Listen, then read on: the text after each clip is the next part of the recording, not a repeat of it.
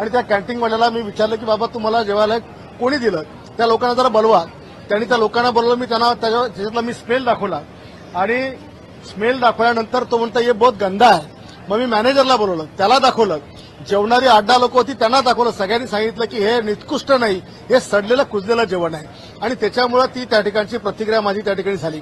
यापूर्वी या कॅन्टीनमध्ये 15-15 दिवसाआधीचं नॉनव्हेज द्यायचं, अंडी 15-15 दिवसाची, 4-4, 5-5 दिवसाच्या भाज्या. या संदर्भात मी एमडीकडे तक्रार केली.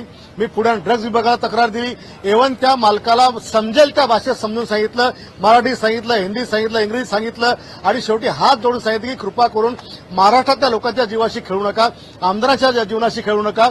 आणि या कॅन्टीनमध्ये आज जर आपण विचार केला तर दिवसाला या अधिवेशनाच्या काळात 10,000 ग्रामीण भागातले अधिकारी असतील, कर्मचारी असतील, शेतकरी असतील, पक्षाचे कार्यकर्ते असतील, हे येतात आणि शासकीय कॅन्टीन आहे म्हणून आपल्याला जेवण स्वस्तात मिळेल या भावनेत त्या ठिकाणी जातात. पण जो कॅन्टीनचा मालक आहे, ज्याला 30 वर्षापासून सारखा कंत्राट मॅनेज करून दिला जातो. सन्माननीय परब साहेबांनी जो विषय या ठिकाणी मांडलेला आहे, खरं म्हणजे मी देखील त्याची माहिती घेतली आणि तो व्हिडिओ मी देखील स्वतः बघितलेला आहे.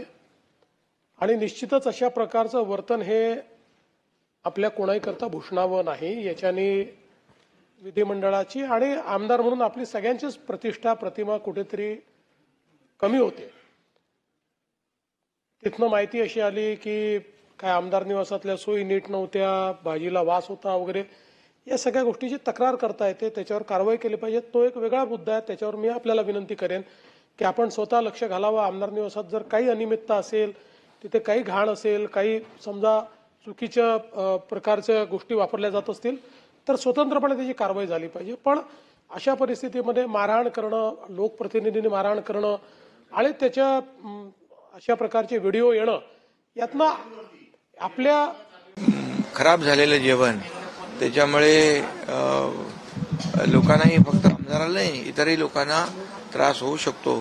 आणि त्यामुळे जेव्हा ते संजय गायकवाड जेवणासाठी गेले त्यावेळेस त्यांनी ते निकृष्ट दर्जाचं जेवण बघून ते खाल्ल्यामुळे मला ते म्हणजे मी बघितलं तुमच्या त्याच्यामध्ये की खाल्ल्यामुळे त्यांना उलटी वांती झाली